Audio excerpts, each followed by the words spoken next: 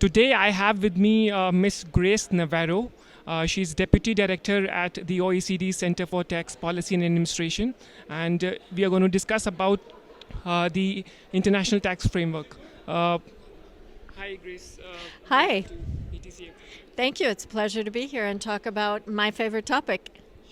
So, Grace, I want to start this by asking you what progress have we made with respect to the International Tax Framework? Well, with respect to digital taxation, which is the big issue right now, we released last week a proposal for the taxation of the digital economy, which is a proposal from the OECD Secretariat. There isn't agreement yet by countries, but it had, I think, a pretty positive reception from the 134 members of our inclusive framework. We've now put it out for the public to comment on. We will have a public consultation on the 21st and 22nd of November. So we're very excited about that. We think that we are making progress. Great. What are the key challenges in implementing that tax proposals?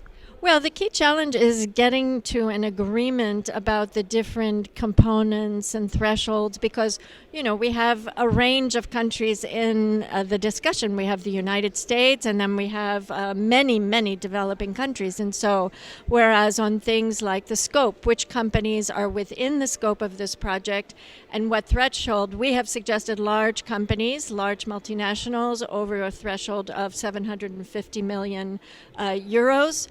But for some developing countries, that may be too low. For others, they think it should be much, much higher because of the additional compliance costs that this proposal will entail. So it's really hammering out the nitty-gritty details that's going to be a challenge. But I think there is a very strong will among countries to reach a solution because the alternative is lots of uncoordinated unilateral measures.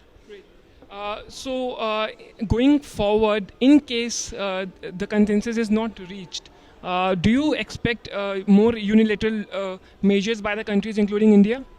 Well, India has already taken unilateral measures. There are already over 20 unilateral measures. I think if we don't reach consensus, yes, we will see more because countries are very keen to address this issue. It is not just a technical tax issue. It is very much an issue of the man on the street and of politicians. It's a top priority. So, my last question to you is because there are more than 130 countries in the fray with many different opinions, as Deputy Director or OECD Center for Tax Policy and Administration, how do you deal with the challenges of reaching a consensus? Well, we spend a lot of time talking to the different countries, trying to see what are their red lines, where there is some room for flexibility. And again, as I said, because countries see this as a key issue, they want to find a solution. And so I think we will get there. We've already had some very positive feedback. So it's just a question of getting everybody into the room and seeing what they can live with. We're not going to reach the perfect solution that India wants or the US wants or anybody else, but something where everyone at least can live with it so that there is greater tax certainty in the international arena. And while you do so, what will be your expectations from India? Well, to continue to engage actively, which India has been doing. I think India has been very constructive in putting forward proposals and also questioning different things and really making us try to improve the product and the final solution. And this unified approach by the OECD is not going to increase tax tensions between jurisdictions, but going to release tax tensions. Can we presume that?